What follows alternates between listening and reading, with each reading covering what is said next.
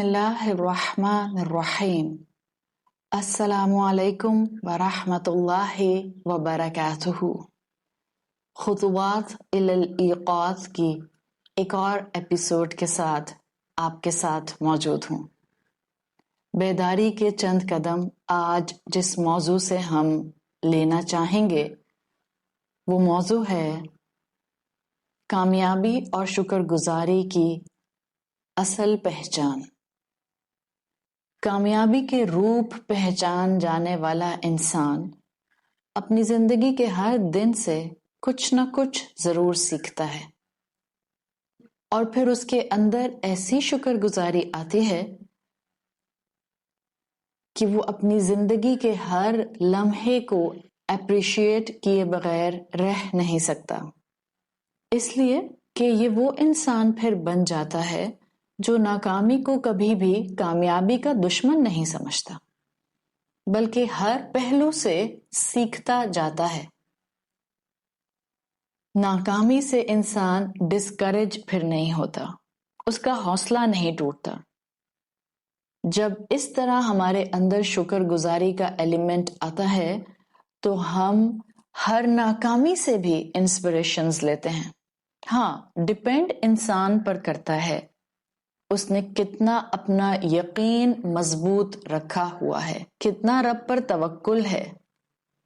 ایک مسلمان ہوتے ہوئے تو ہمارے لیے ہر ناکامی کے پہلو میں سے بھی کامیابی کی سیڑھی تلاش کرنا بہت آسان ہے، اس لیے کہ ہمارا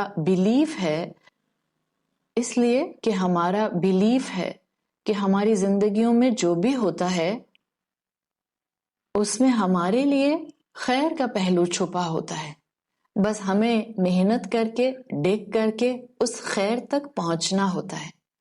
رسول اللہ صلی اللہ علیہ وسلم کی مسند احمد میں حدیث آتی ہے، آپ صلی اللہ علیہ وسلم نے فرمایا، عجبت للمؤمن، مومن کا معاملہ بھی عجیب ہے۔ عربی زبان میں عجیب کا لفظ خوبصورت کے معنی میں آتا ہے، مومن کا معاملہ بھی آپ نے فرمایا عجیب ہے۔ ان اللہ لا یقضی للمؤمن قضاء الا کان خیر له، یقیناً اللہ تعالیٰ مومن کے لیے کوئی معاملہ نہیں کرتے مگر یہ اس میں اس کے لیے خیر ہوتی ہے۔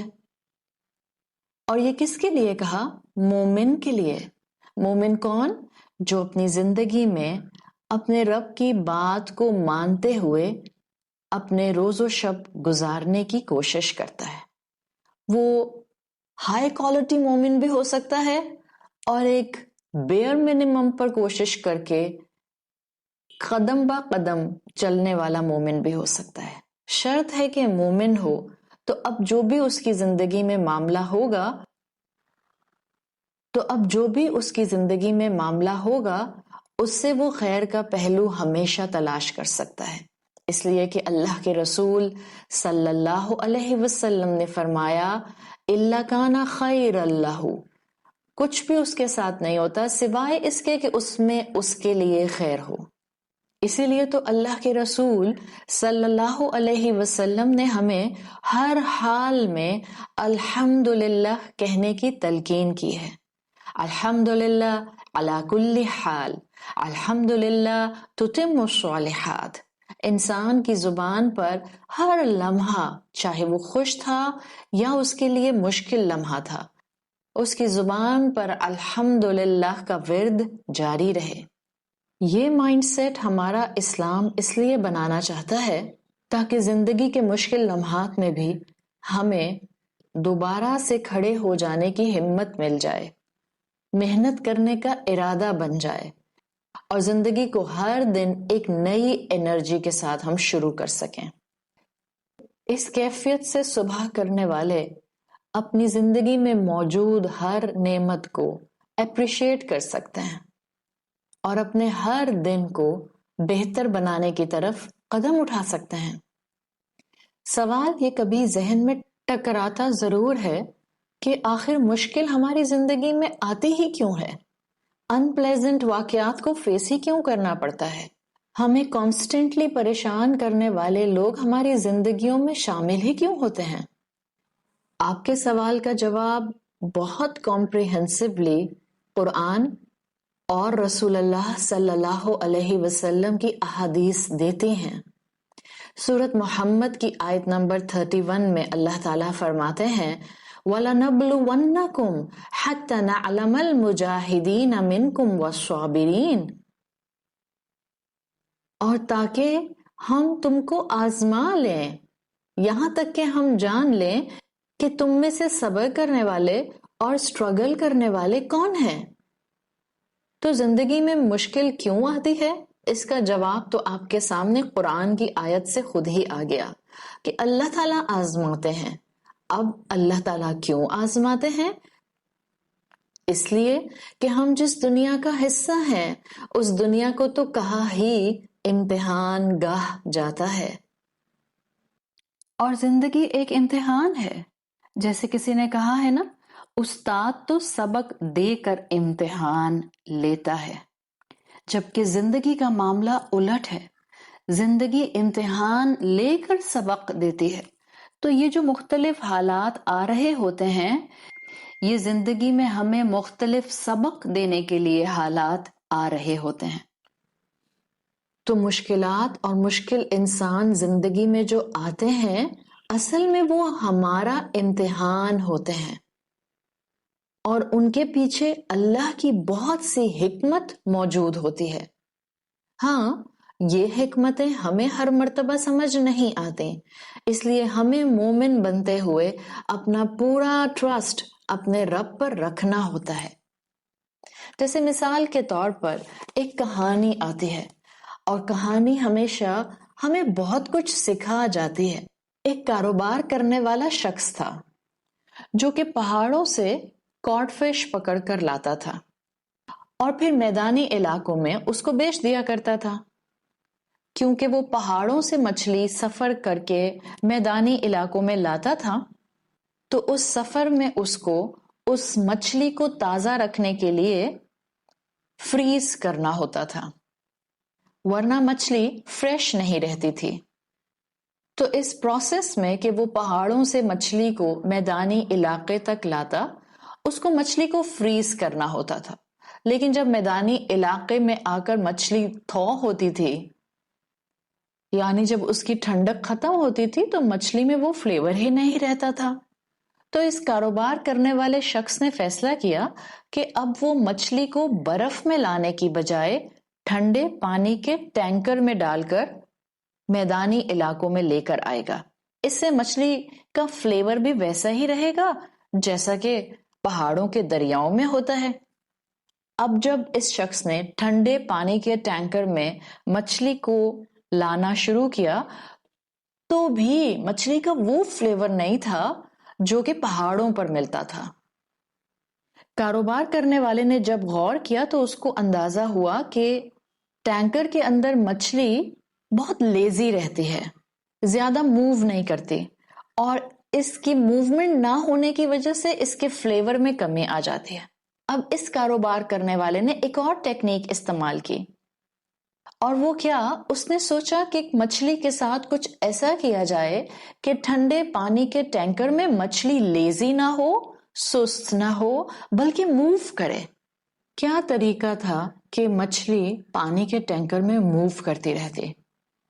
اس شخص نے پانی کے ٹینکر میں اس مچھلی کو ڈال دیا جو کہ اس کاڈ فش کی نیچرل شکاری تھی، یعنی کہ کیٹ فش۔ کاڈ فش کو قدرتی طور پر کیٹ فش نقصان پہنچاتی ہے۔ تو جب اس شخص نے اپنے ٹینکر میں کاڈ فش کے ساتھ کیٹ فش ڈال دی، تو اب سارے راستے جیسے ہی کیٹ فش موو کرتی تھی، کاڈ فش موو کرتی تھی، یعنی کہ اب کاڈ فش الرٹ رہتی تھی کہ جیسے ہی کیٹ فش اس کے قریب آئے گی، وہ وہاں سے سلپ کر کے دوسری طرف چلی جائے گی۔ اس پورے پروسیس میں کاڈ فش کانسٹنٹلی پانی کے ٹینکر میں موو کرتی رہی۔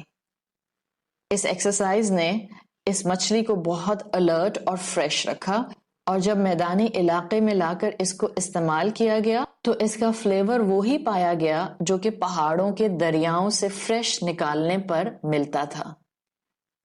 تو یہ کہانی ہمیں کیا سمجھا رہی ہے؟ ہماری زندگیوں میں بھی یہ جو مشکلات ہوتی ہیں، یہ جو مشکل لوگ ہوتے ہیں، یہ بعض اوقات ہمارے اپنے جو ہمارے لیے مشکلات کریٹ کرتے ہیں۔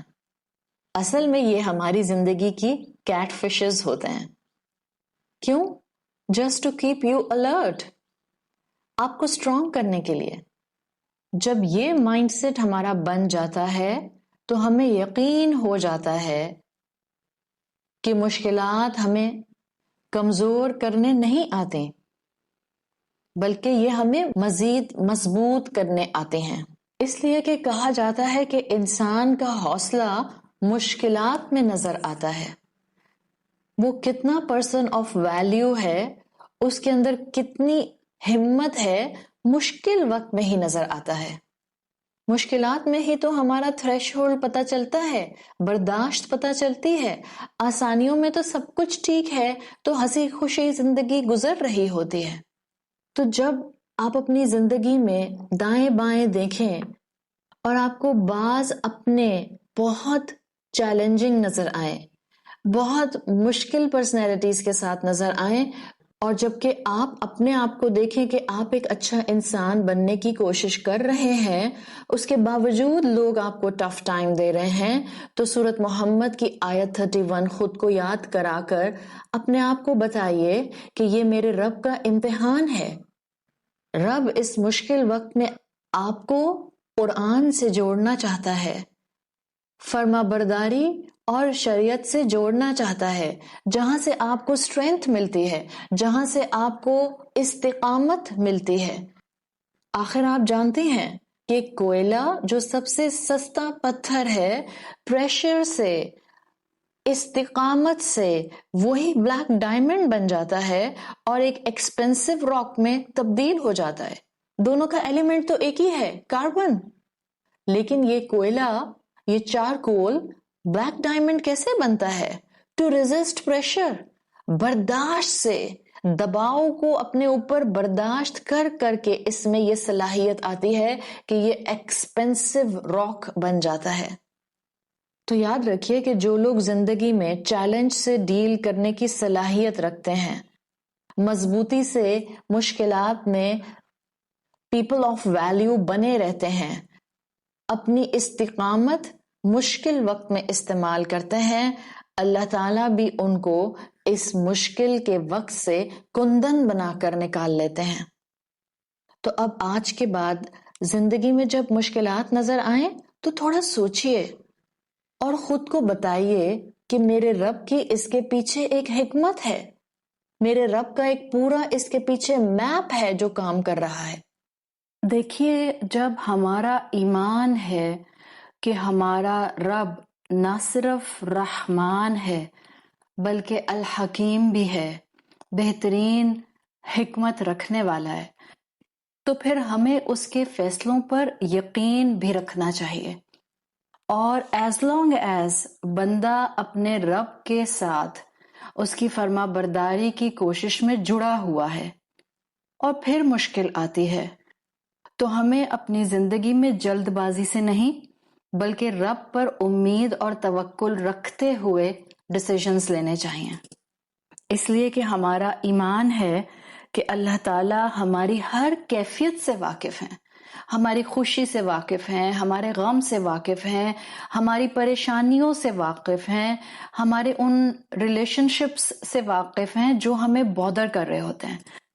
اللہ تعالیٰ نے سورۃ الانعام آیت 59 میں اللہ تعالیٰ نے فرمایا ہے وَمَا تَسْقُطُ مِن وَرَقَةٍ إِلَّا يَعْلَمُهَا، کوئی ایک پتا بھی نہیں گرتا مگر وہ اس کے علم میں ہوتا ہے۔